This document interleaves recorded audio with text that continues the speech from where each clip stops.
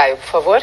Bom, eu e o presidente da República, nós temos formas bem distintas, né, de nos comunicarmos com o grande público, mas em relação à decisão liminar do ministro Alexandre de Moraes, essa pauta, né, o conteúdo da nossa crítica é muito similar. No meu comentário de ontem, eu procurei expor ao espectador o duplo padrão, né, os dois pesos e duas medidas que os ministros do STF apresentam em suas decisões. Então, a isenção que eles impõem a terceiros não vale para eles próprios.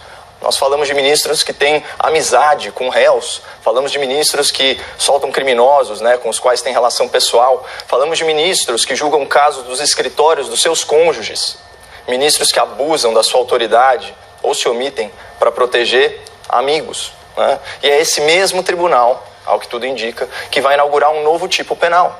O STF tornará ilegal a amizade com o presidente da República. E pior, ato contínuo tornará legal o julgamento de intenções, o juízo do futuro, a condenação por antecipação.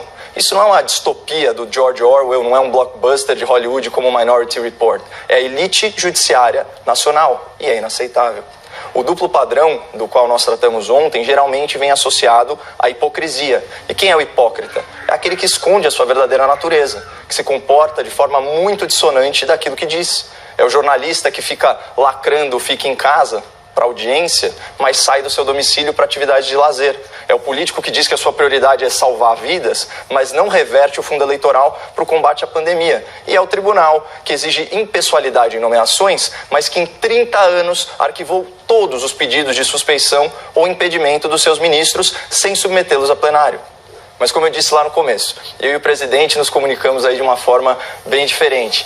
E para escancarar a hipocrisia dessa decisão de barrar a indicação para a Polícia Federal, bastou ele questionar a trajetória do próprio ministro Alexandre de Moraes. Afinal, ele não é um homem de confiança do ex-presidente réu Michel Temer?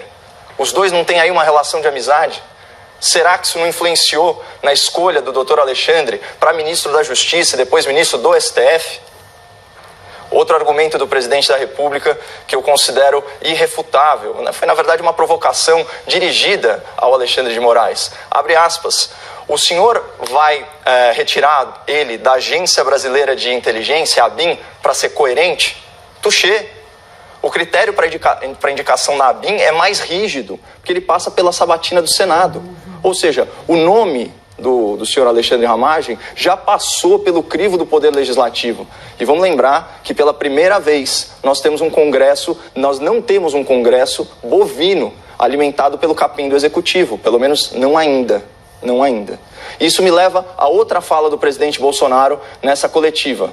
Ontem quase tivemos uma crise constitucional. Eu apelo a todos que respeitem a Constituição.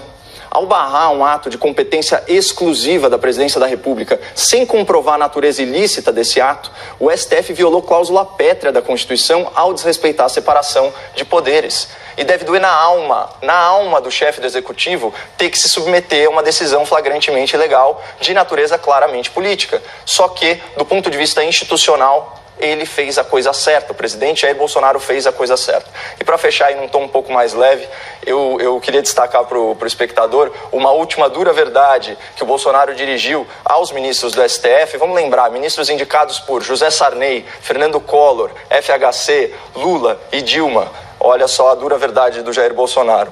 Não é essa a forma de tratar um chefe do Executivo que não tem uma acusação de corrupção contra si.